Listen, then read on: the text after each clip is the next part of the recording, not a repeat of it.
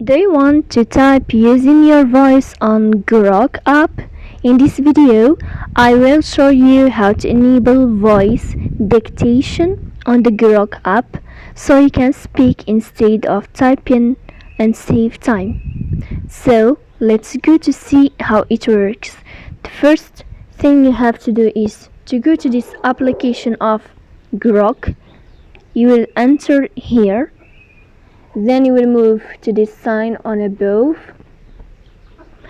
After that, you will find this sign of settings, so we click on your settings, and here in this page what you will have is dictation. You will enter to this window of dictation.